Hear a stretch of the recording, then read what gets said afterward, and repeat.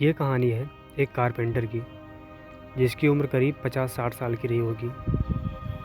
वह एक सेठ के यहाँ लकड़ियों का घर बनाने का काम किया करता था। वो बहुत कलाकार आदमी था।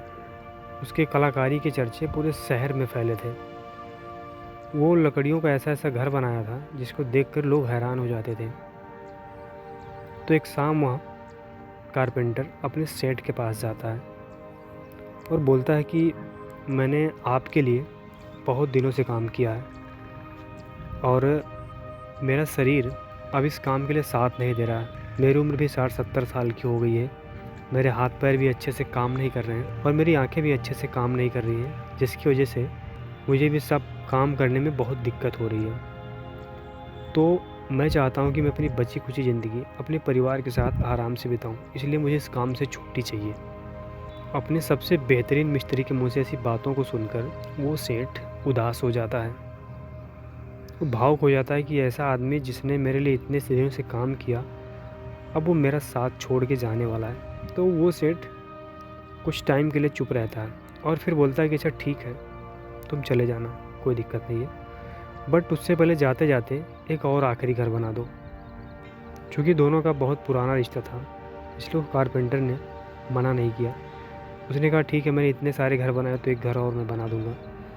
अब अगले दिन रुपया, पैसा, लकड़ी और जितनी भी ज़रूरत की सामानें होते हैं, सबको ले कर के वो आखिरी घर बनाने के लिए जुट जाता है।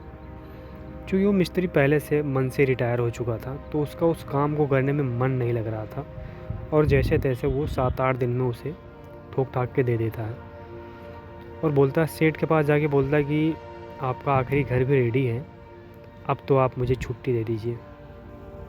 सेठ ने कहा रुको ज़रा, इतनी जल्दी भी क्या है। सेठ ने उस नए घर की चाबी उस कारपेंटर को थमाते हुए कहा कि आज से तुम्हें पुराने घर में रहने की कोई ज़रूरत नहीं है। आज से ये नया घर तुम्हारे लिए है, मैं इसे तुम्हें गिफ्ट के रूप में दे रहा हूँ।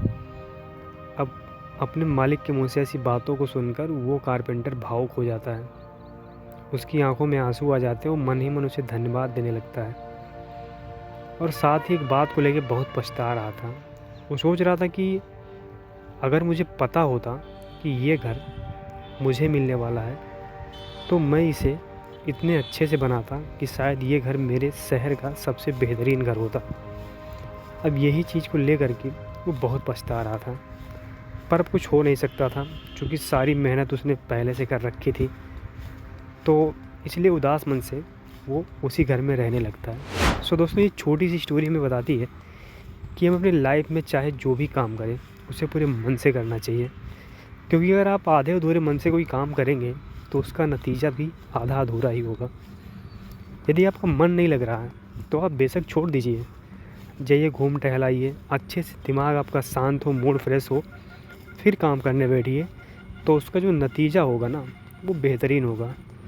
यदि आपका काम में मन नहीं लग रहा है तो आप थोड़े से अपने मन को बहला लीजिए, लेकिन आधे अधूरे मन से किसी काम को मत कीजिए, नहीं तो इस मिस्त्री की तरह आपको भी पछताना पड़ेगा।